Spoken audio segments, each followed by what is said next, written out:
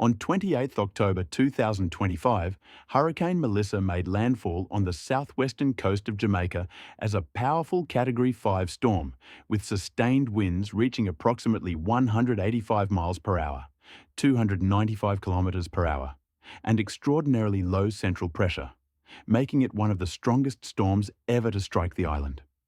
The eye crossed near New Hope in Westmoreland Parish, and the storm carved a deadly path across the island.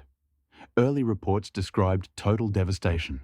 Whole roofs ripped off, homes flattened, roads washed away, and power and communications knocked out across large areas. As of the latest official count, Jamaica has confirmed at least 19 fatalities from Hurricane Melissa.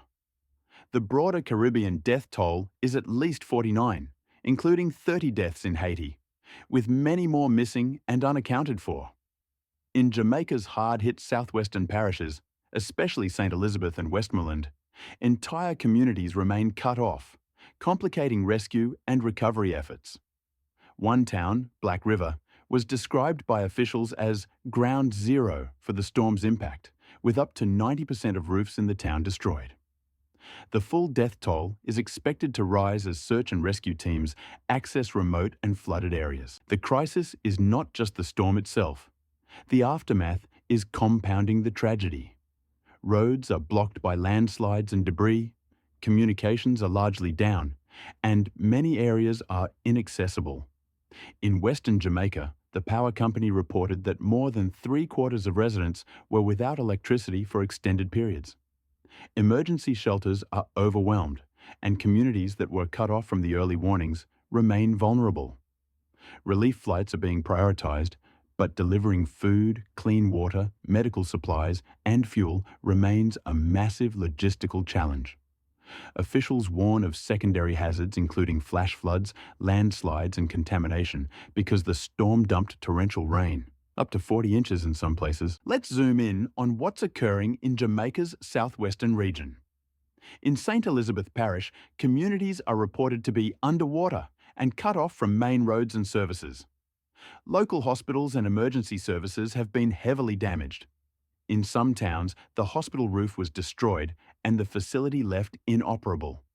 Island-wide mobile phone networks are disrupted or non-functional in many places, meaning that people cannot call for help and authorities cannot easily assess the situation. Officials are cautious. Until roads reopen and aircraft can deliver supplies, the full scale of devastation remains unknown. The Jamaican government declared a national emergency and mobilized its disaster management agencies. But they say the scale of the damage is enormous and external support is needed. International assistance is being coordinated. Relief flights are landing, non-governmental organizations are deploying teams, and neighboring countries are offering support. However, experts emphasize that in a highly tourism-dependent economy like Jamaica, the longer the delay in aid, the greater the long-term impacts on livelihoods, agriculture, infrastructure, and the population's well-being. While the immediate emergency is being addressed, attention also turns to what comes next. Repairing infrastructure such as power lines, roads, hospitals, and homes will be a huge undertaking and will take months, if not years. Climate scientists say storms like Hurricane Melissa are becoming more frequent or intense due to global warming, and that small island nations such as Jamaica are at heightened risk.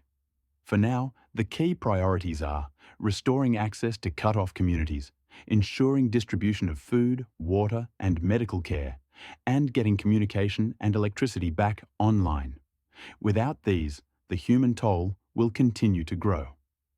As of today, the official toll in Jamaica stands at 19 dead.